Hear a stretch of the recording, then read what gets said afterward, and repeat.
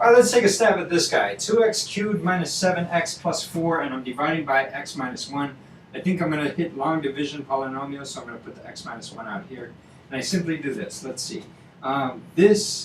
What times x will give me 2x cubed?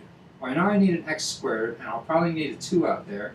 Because 2 times x squared times, or 2x squared times x is 2x cubed.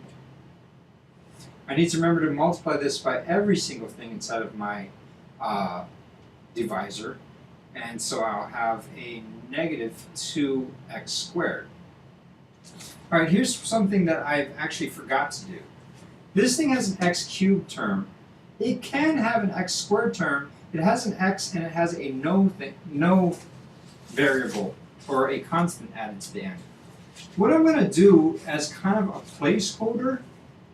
Now, I don't think that we did this back in 5th grade, but I'm going to add in a 0x squared minus 7x.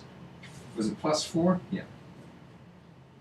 The reason why I added that 0 over there is because it kind of reminds me that, because 0x squared, well, first of all, I can add 0x squared because that's just adding 0. What's 0 times x squared? It's still 0, and if I add 0, I didn't change the equation whatsoever. I just kind of put it in a placeholder here. Because now what I do is I'm going to have to subtract this, add this, and I've got, that's 0, but this is 2x squared. I'll drop down that 7. And then I play the game over again.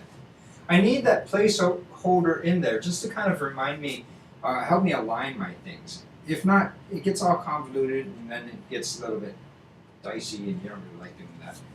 Alright, so now what I'm going to do is I'm going to say, what times x will give me 2x squared? 2x.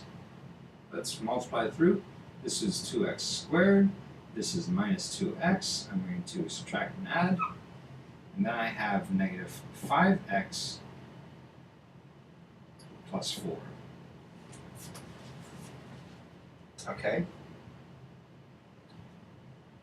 Oops, I think I wrote the problem down wrong. Because I'm thinking to myself, that doesn't make sense. I think that, to be honest with you, this was supposed to be a 5. To begin with, I wrote it down wrong. I'm sorry. Alright, and I didn't change that just because I realized my answer wouldn't work out. I looked at the thing and I wrote the problem down wrong. Now, I guess my next question is, what times x gives you negative 5x? We just multiply that by negative 5 and you get negative 5x positive 5. Subtract those out and you end up getting a remainder of 0. You always want a remainder of 0 because if you don't get a remainder of 0, then this right here wasn't a factor to begin with. And either we lied to you, or you wrote the problem down wrong, or you did it wrong over here in your steps.